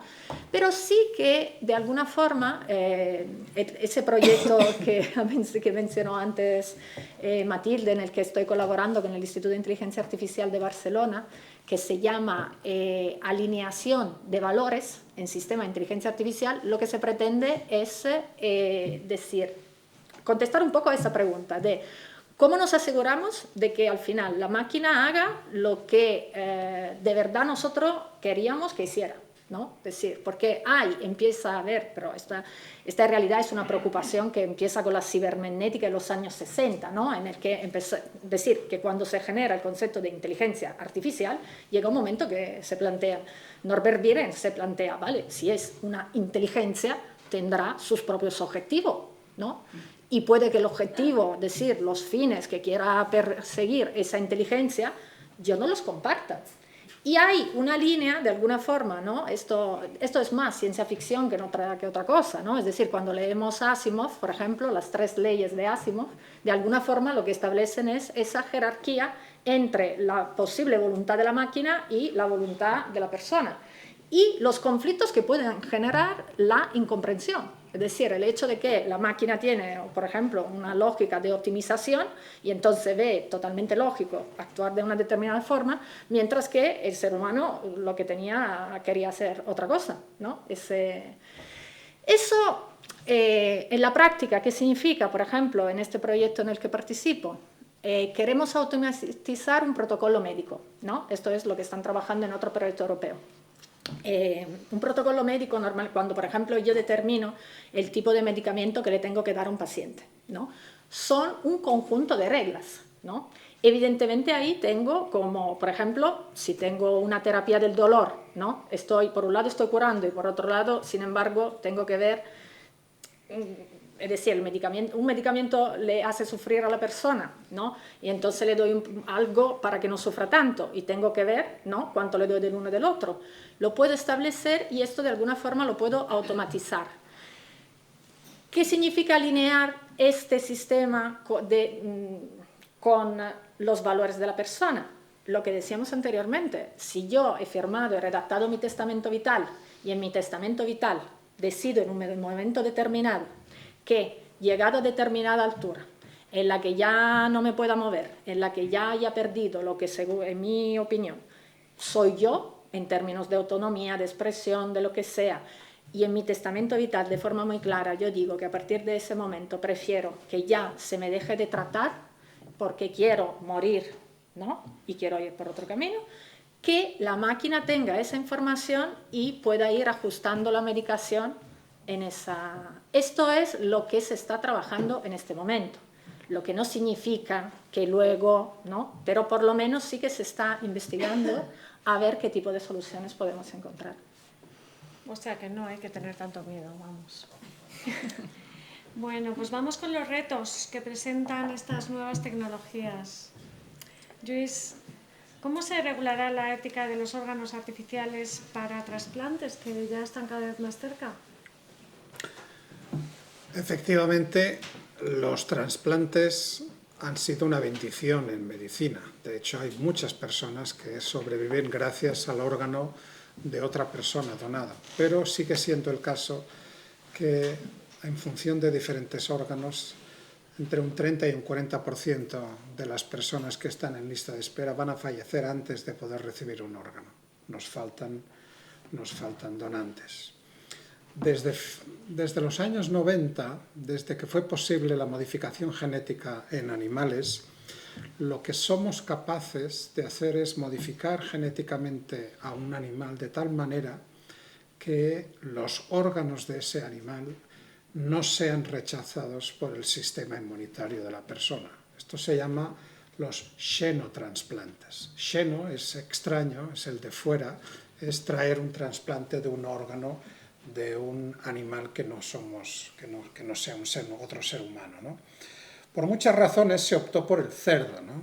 Y uno puede pensar, pero el cerdo genéticamente no nos parecemos mucho, y esto es absolutamente cierto, ¿no? Lo que pasa es que el cerdo es un animal con el cual nos parecemos mucho más de lo que estamos dispuestos a aceptar, y probablemente algunos se parezcan más que otros. El cerdo metabólicamente y fisiológicamente funciona muy similar a nosotros. Y los cerdos también son omnívoros. Comemos de todo. Y además hay una raza de cerdos, una variedad de cerdos, porque el cerdo doméstico, no sé si ustedes lo saben, pero si lo han visto, un cerdo doméstico puede llevar a tener 300 o 400 kilos. Es un animal importante.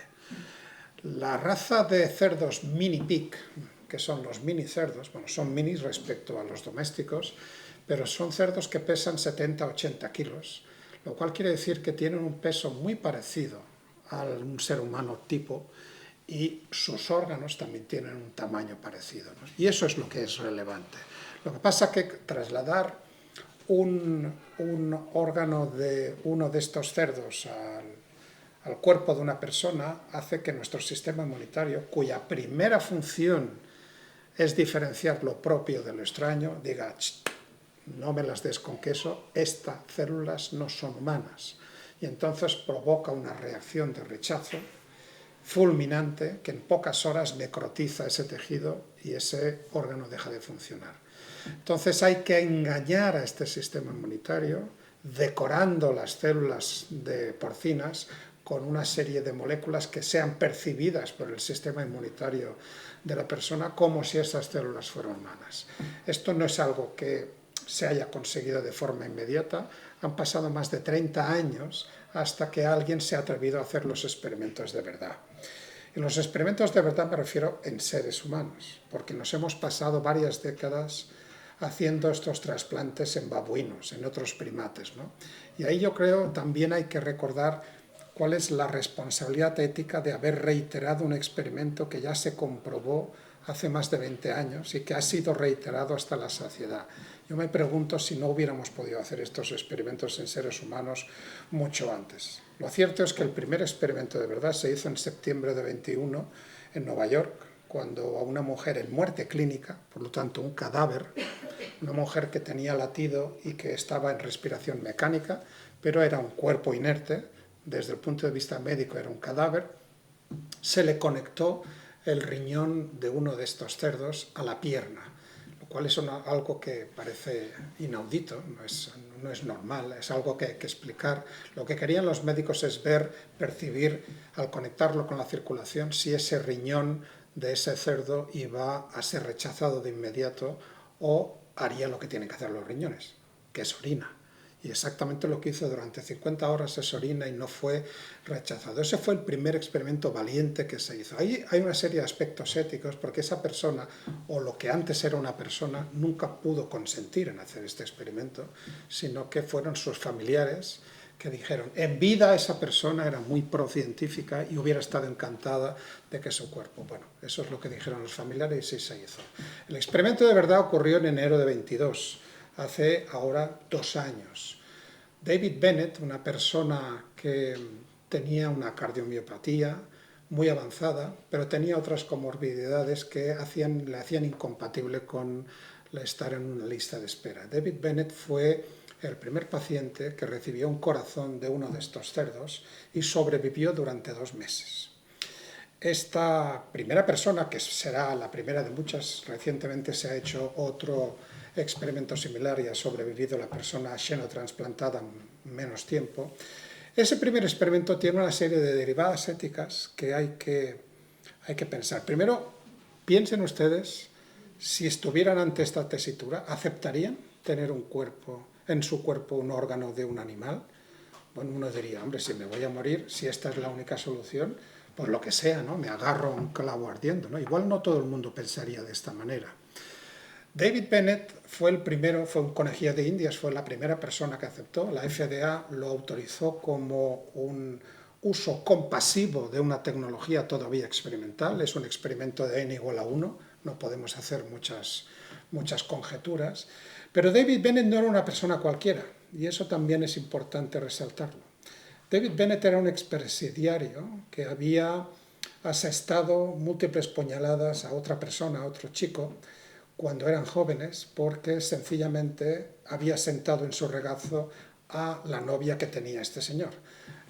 Le sentó mal, tuvo un ataque de celos y lo cosió a puñaladas, lo dejó en una silla de ruedas y 7 años después esa persona falleció. Fue condenado David Bennett y pasó 10 años en la cárcel, y al salir de la cárcel ha sido cuando ha recibido este tratamiento. La pregunta es, esta primera persona, este experimento experimental tan arriesgado, ¿lo habríamos hecho igual si fuera una persona, entre comillas, normal de la ciudadanía?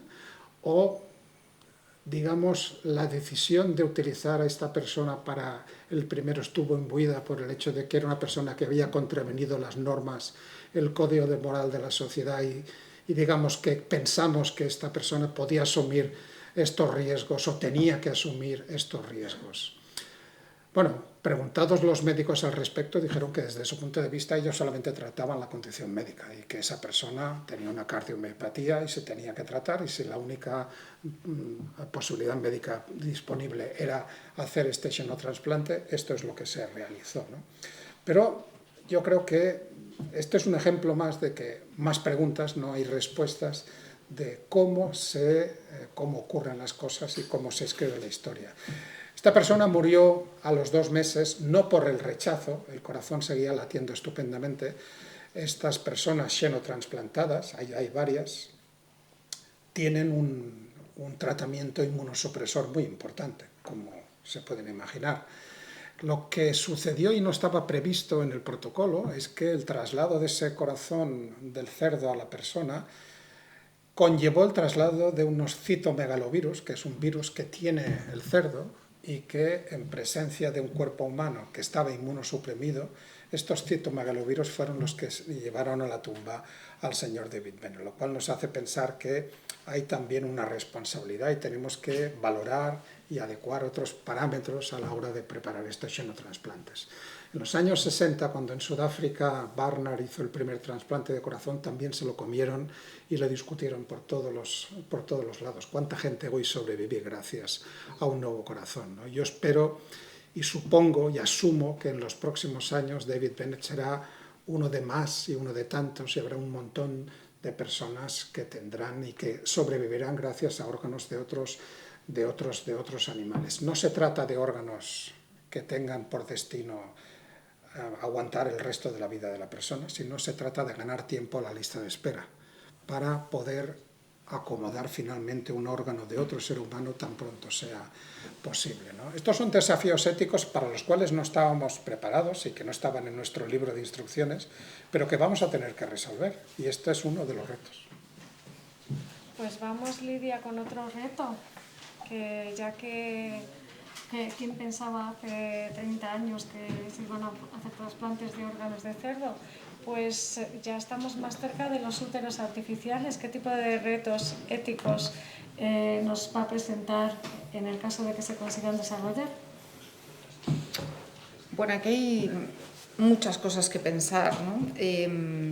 Claro, si lo pensamos, diríamos que hemos ido evolucionando de tal manera que todo lo que tiene que ver con la reproducción humana se ha convertido en un espacio técnico, podríamos decir, algo que en realidad era como impensable, ¿no? Es decir, la reproducción parece que tiene que ver pues, con un aspecto no solo muy privado de las personas, sino además como muy biológico, muy de vivencia desde el cuerpo, en donde además buscamos, se supone que un espacio de relación, es decir, está de algún modo...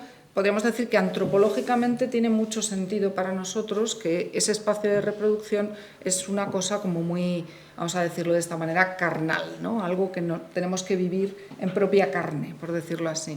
Sin embargo, la tendencia ha sido a ir disponiendo de técnicas que pueden sustituir de alguna manera, complementar o ayudar para que personas que no pueden tener hijos tengan esa tecnología para poder satisfacer sus proyectos reproductivos, ¿no? Esto, pues lo mismo que decía ahora Lluís, ¿no? Es decir, cuando se consigue la primera niña así llamada niña probeta, lo mismo, o sea, el asunto fue tremendamente criticado, aquello parecía que era un horror, que estábamos haciendo algo totalmente desafortunado e incluso se llegó a decir, y hay publicaciones muy llamativas al respecto, que esta niña probablemente no era del todo humana, porque había sido obtenida en una probeta.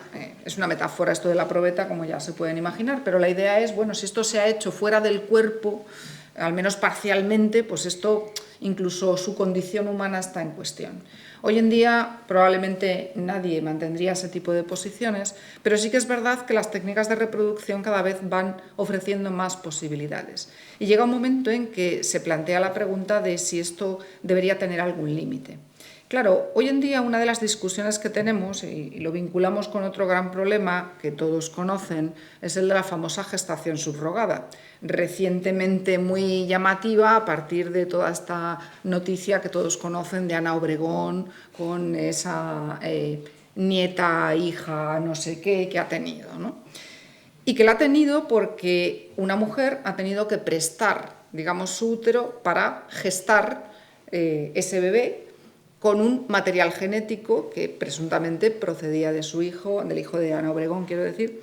Claro, esto de la gestación subrogada es todo un tema de discusión que todos conocen, porque plantea de alguna manera hasta qué punto es aceptable que por el afán de tener un hijo, se pueda llegar a esta situación de que quien haga la gestación sea una mujer que no tiene ninguna relación, en principio, con los llamados padres de intención, que serían los que realmente van a criar, ¿no?, a ese hijo. Claro, en este contexto, como ya se pueden imaginar, un colectivo que reclama que esto tiene que estar absolutamente permitido, como probablemente saben, la ley de reproducción asistida en España prohíbe la gestación subrogada y por tanto por eso se marchan a otros países las personas que pueden permitírselo para buscar la gestación subrogada, pues como digo, hay un colectivo que reclama que esto tendría que ser una opción para ellos, que son las parejas de hombres. Mucho semen, ningún útero, para entendernos, con lo cual pues difícilmente pueden tener un hijo por sus propios medios, necesitan un útero. Con lo cual, una de las expectativas es que pueda existir un útero artificial y el planteamiento sería, bueno, pues se acabó el problema. ¿Por qué? Porque la gestación subrogada nos alarma mucho, entre otras cosas, porque todos comprendemos que hay un elemento pues de una gran injusticia, por una explotación a esas mujeres que normalmente están en situación desfavorecida y que, bueno, pues son de algún modo quienes se prestan, yo diría que de modo coactivo, a poder hacer esa gestación. Con lo cual, la idea sería, si tenemos un útero artificial, podríamos ofrecer una solución para aquellas personas que no pueden gestar por sí mismas y, por tanto, podríamos resolver toda esta controversia respecto de la gestación subrogada. Eliminaríamos la necesidad de la gestación subrogada. Visto así, suena bien. Nos diríamos, bueno, un elemento tecnológico acaba con un problema, cosa que ha ocurrido en numerosas ocasiones en la bioética, es decir, que estábamos como locos discutiendo un tema hasta que de pronto aparece un avance tecnológico y dijimos, oye, pues de lo dicho nada, porque ya está, ya se ha resuelto, es decir, todo esto era absolutamente innecesario una vez que la tecnología nos ha dado la posibilidad. Con lo cual, algunos atisban que va en esa dirección. ¿Qué problema suscita? Bueno, pues que a nadie se le escapa que esto es un paso más y quizá muy llamativo de nuevo, deslindar de algún modo la reproducción de la vivencia que puede tener, en este caso, una mujer, del embarazo, etc. Con lo cual, hay todo un tema también que discutir en relación a por qué es tan importante esto para nosotros e incluso no tanto la vivencia, sino el hecho de que pensemos que necesitamos tener hijos vinculados biológicamente con nosotros. Es decir, también cabría plantearse si, bueno, dada la cantidad de niños abandonados que hay en el mundo, no deberíamos favorecer más las adopciones, por decirlo de esta manera, ¿no? Y decir, bueno, tanto afán de promover tecnología para que las personas puedan tener hijos vinculados genéticamente, vinculados biológicamente, pues también es como mínimo un elemento a pensar, ¿no? Y me gustaría introducir aquí, si me lo permites, un factor porque tiene que salir, y es que en todas estas cuestiones de la reproducción, y no solo, hay también una cuestión de género, y creo que esto también es importante, y la bioética también le da vueltas, digamos, a esta cuestión. ¿Por qué? Porque habría una cierta presión social que probablemente muchos podemos observar, respecto a que las mujeres necesariamente tienen que tener hijos. Y si no pueden tenerlos, tienen que ir a reproducción asistida. Y si no pueden con las técnicas, tendremos que inventar más técnicas como el útero artificial. Pero tienen que tener hijos. Bueno, también es un elemento, lo digo como ejemplo, para pensar qué valores socialmente son los que estamos promoviendo. Bueno, a lo mejor hay que plantearse si esto es un valor que efectivamente compartimos o no. Y si las posibilidades tecnológicas que nos daría una cosa como el útero artificial realmente solucionan nuestros problemas o no nos colocan en un escenario en donde tenemos incluso casi que reconstruir nuestra identidad como seres humanos y decir, bueno, pues a lo mejor es que ahora la reproducción no forma parte, la reproducción me refiero física en el cuerpo de una mujer, no forma parte de ese escenario de proyecto de vida. Es decir, un elemento interesante también de muchos de las propuestas tecnológicas que van surgiendo es que generan un reto a los grandes problemas, podríamos decir, de la humanidad, ¿no? Casi a la pregunta de quiénes somos. Es decir, qué somos como personas, qué es importante como seres humanos, qué nos define. Fíjense que vamos eliminando cosas. La racionalidad ya no, que ya la tienen las máquinas, la reproducción igual ya no, que vamos a tener úteros artificiales. Entonces, igual nos vamos quedando con poco. Es un tema a pensar. Es decir, ¿qué es eso que es tan específicamente humano que queremos proteger a toda costa, pero que parece que es sustituible? Madre Más mía. preguntas. Sí. Exacto. Luego nos responde el público. Eso. Sara, ¿tiene prejuicios la inteligencia artificial? ¿Qué entendemos cuando hablamos de sesgos algorítmicos? ¿Qué otros problemas preocupan cuando nos enfrentamos a la digitalización? Empiezo por el final. Porque hemos tocado, yo creo, aquí dos aspectos cuando Luis ha hablado de las enfermedades raras, ¿no? De por qué, es decir, de las enfermedades infrecuentes, las podríamos llamar, que luego en su colectivo son frecuentes, o de la reproducción asistida. Yo tengo un artículo de reproducción asistida, eso me llama.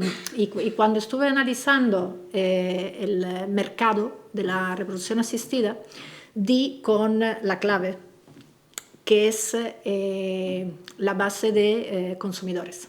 Es decir, la reproducción asistida tiene un modelo de negocio que es redondo. Porque, os explico, eso las clínicas que lo saben perfectamente. Tú tienes a una población joven a la que lo que le comunicas como sociedad es que tiene que disfrutar, que no es momento de tener hijos, ¿no? Que es el momento de echarse muchos novios, de viajar, de empezar a trabajar, de hasta que te estabilices no pienses en eso. Así, sin embargo, cuando están en la universidad, normalmente las captan a unas clínicas que le proponen un trato que en ese momento le parece interesante, que es dona tus óvulos y a cambio hay una compensación de 1.000 euros. Te vas de vacaciones con las amigas, no te cuesta nada, estás ayudando a una mujer que no puede tener hijos. Es decir, aquí todo el mundo contento, ¿no? Eres una persona solidaria, quieres ayudar a los demás y además ganas un dinerillo que no es un pago, es una compensación. Así está escrita la ley, muy, muy linda la ley. Muy bien, fenómeno.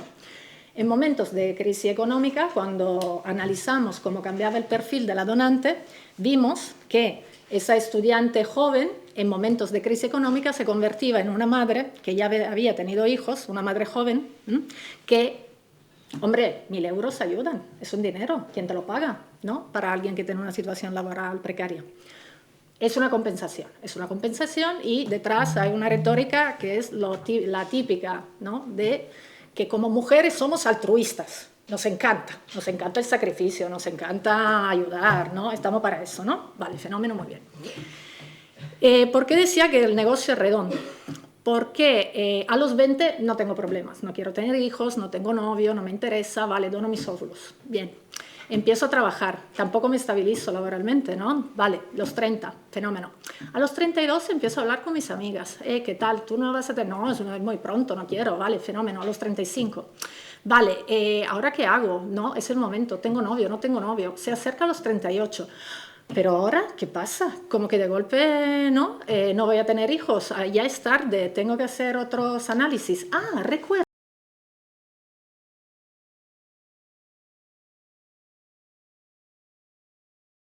Vuelvo a la clínica, le pregunto, ¿qué pasó con eso? ¿No tengo derecho a recuperar mis óvulos, son míos.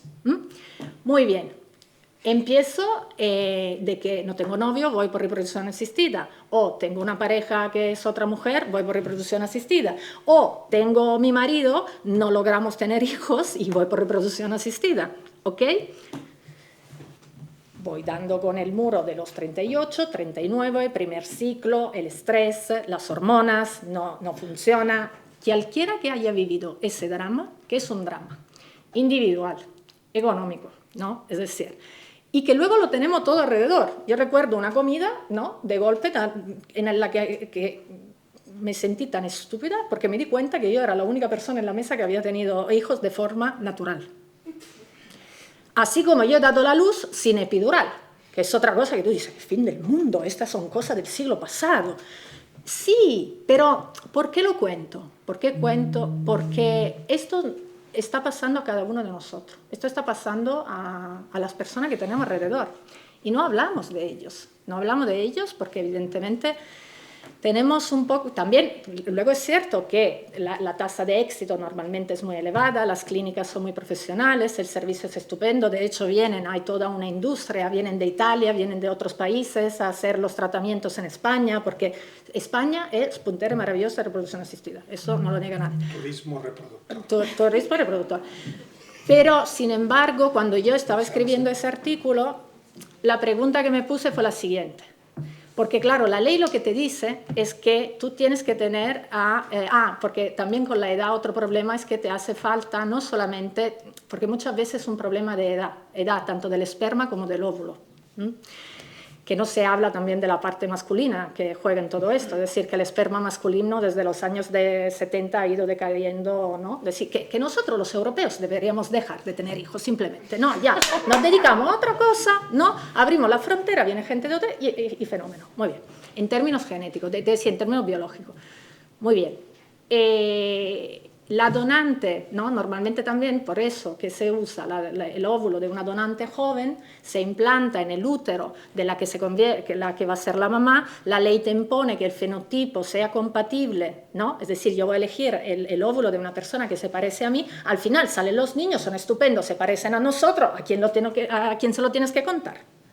¿Entendéis? ¿No? Es decir, ¿quién se va a enterar? De hecho, yo he tenido muchas veces conversaciones en las que de golpe me entero de que, sí, claro, yo también he ido por reproducción asistida. Digo, perdona, sí, claro, a los 42, a los 43, a los 45. Y cada vez lo vamos normalizando más. Cada vez dice, pero ¿sabes que Reino Unido tienen los hijos a los 23? No, qué escándalo. ¿Cómo puede ser eso? ¿No? No hablamos de ello, deberíamos hablar de ello, ¿no? Deberíamos un poco hablar, ¿no? No sé, de cosas que sí, estoy con Lidia, ¿no? De qué es lo humano, qué es lo más humano que hay, ¿no? Si no es esto. Y luego, evidentemente, cuando vamos a la inteligencia artificial, lo que tenemos son espejismo. Por ejemplo, lo que tenemos son, en ámbito sexual, muñecas, es decir, las muñecas de toda la vida, ¿no? Para hacer sexo o tener relaciones, ahora tienen inteligencia artificial. Es decir, la misma muñeca ahora te habla y te dice, cariño, qué estupendo, cómo me entiende. No, pero te dice, es broma. No, es realidad. Es decir, última frontera. Es decir, yo la llamo industria de la soledad. Estamos construyendo, y la industria de la soledad tiene un modelo de negocio maravilloso y redondo, porque evidentemente tú tienes a una persona constantemente necesitada, a la que, ¿no? Es como el negocio de la adicción. Todo esto está un poco relacionado y por eso, ¿no? Vamos hablando de ellos, porque hay una parte que es sobre todo deontológica, profesional, de la gente que desarrolla tecnología, que es como, ¿qué estamos haciendo? ¿De verdad no podríamos hacer otra cosa o plantearlo de otra forma? Muy bien. Pues vamos ya a que el público nos responda a todas nuestras preguntas. Fenómeno. Vamos a ver si podemos responder a alguna pregunta del público o les hacemos más preguntas. Por ahí. Bueno, en primer lugar, muchísimas gracias. Y como habéis dicho, pasamos a la fase de las preguntas de los asistentes. Y ahora mismo voy pasando. Os pediría brevedad, porque si no me equivoco son casi menos cuarto y tenemos muy poco tiempo, ¿vale?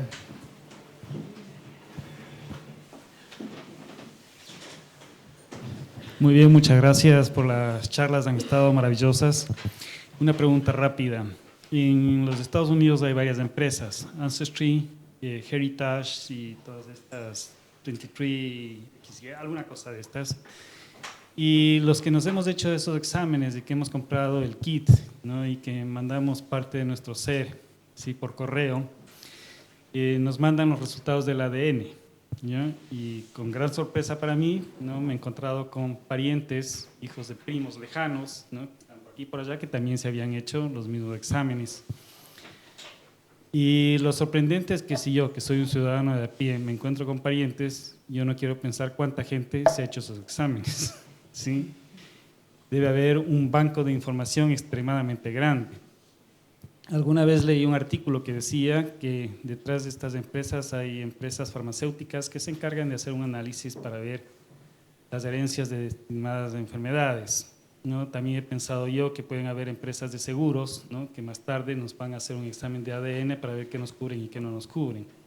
Aquí la pregunta, ¿no? Me imagino que con ese banco de información que es enormísimo, ¿no? Deben recrearse trabajando mucho en inteligencia artificial, por un lado. Por otro lado, ¿cuán ético o qué dice la comunidad científica frente a este gran volumen de información, este gran recurso, ¿no? De datos que hay ahí de muchísima gente? ¿Sí? Ahí nada más. Bueno, muchas gracias. Te voy a responder yo. Creo que tenemos que poner estas empresas en su justa medida. Estas empresas no hacen análisis genéticos. Estas empresas hacen análisis recreativos para discutir un domingo por la tarde después de comer en familia y para decir tengo un 20% de irlandés o tengo un 2% de neandertal. Si los dejamos en este nivel, me parece estupendo y que cada cual gaste el dinero de la manera que considere oportuno. No hacen análisis genéticos porque, si lees la letra pequeña de lo que están haciendo, ellos no confirman ninguna de las observaciones, que esto es obligado para cualquier unidad de genética de cualquier hospital. Cuando un hospital te dice que eres portador de una determinada mutación, antes de decírtelo, lo habrá comprobado de diferentes maneras y lo habrá verificado. Evidentemente no invierten en hacerlo. Ellos utilizan una aproximación bastante generalista que supervisa la presencia de un número limitado de mutaciones que están asociadas con el riesgo y con la probabilidad de desarrollar que no certeza, como decía Lidia al principio. Este es el principal problema, que en España, afortunadamente, los diagnósticos genéticos, los análisis genéticos los tiene que encargar un genetista y los tiene que entregar a la persona adecuada un genetista. Y esto es lo que no se cumple con estas empresas. Recibes directamente la información en casa y aparece una determinada mutación que dice asociado y dice un porcentaje, pero eso no lo lees, lees cáncer de colon. Conclusión, me voy a morir de cáncer de colon. Entonces, claro, lo que te está diciendo es que hay un porcentaje de personas que tenían esa letra en esa posición que han desarrollado el cáncer de colon más que la normalidad de la población. Pero también te está diciendo que hay muchas otras personas que teniendo esa letra no han desarrollado el cáncer de colon. Por lo tanto, la gestión de esas incertidumbres que hay que trasladar en el informe genético, en el consejo genético, eso es lo que se pierde. Eso está en estos momentos prohibido aquí en España. En España tú puedes solicitar ancestros, análisis de aspectos de caracteres, que si eres capaz de doblar la lengua o si eres capaz de percibir el sabor del cilantro. No todo el mundo percibe el cilantro de la misma manera, etcétera. Este tipo de cuestiones. No tiene, en España, no está autorizado el uso médico de este tipo de análisis, ¿no? Pero es muy fácil bypassarlo. Yo me he hecho los análisis de la empresa 23andMe porque si quieres hablar de un tema, yo quería conocerlo a fondo, ¿no? Y lo hice a través de mi hija, que mi hija lleva muchos años viviendo en Suecia, y en Suecia esto está permitido, con lo cual es tan sencillo como adquirir estos kits desde Suecia, mandarlos a España, tú das la saliva y se envían desde Suecia y, digamos, ahí llegan los análisis. Y hay que ir con muchísimo cuidado. Si te los tomas desde el punto de vista recreativo, para echarse unas risas un domingo por la tarde después de la paella, estupendo, no hay nada que decir, ¿no? Pero si le queremos dar una relevancia que no tienen, hay que ir con mucho cuidado. No todo es posible. El Reglamento de Protección General de Datos protege a los ciudadanos europeos en Europa y en empresas que están fuera de Europa pero que tienen datos europeos. Por ejemplo, al principio de la pandemia, 23andMe, que por cierto es la que tiene mayor cohorte de pacientes, la que tiene mayor información genética del mundo mundial, mucho más que cualquier consorcio de investigadores, lo cual es algo que tenemos que reflexionar al respecto, se propuso investigar las asociación genética, ¿por qué no todas las personas que se infectaban con el coronavirus acababan en la UCI, ¿no? Porque había personas que pasaban la COVID de una forma bastante más sencilla, ¿no? sin mayores problemas, ¿no?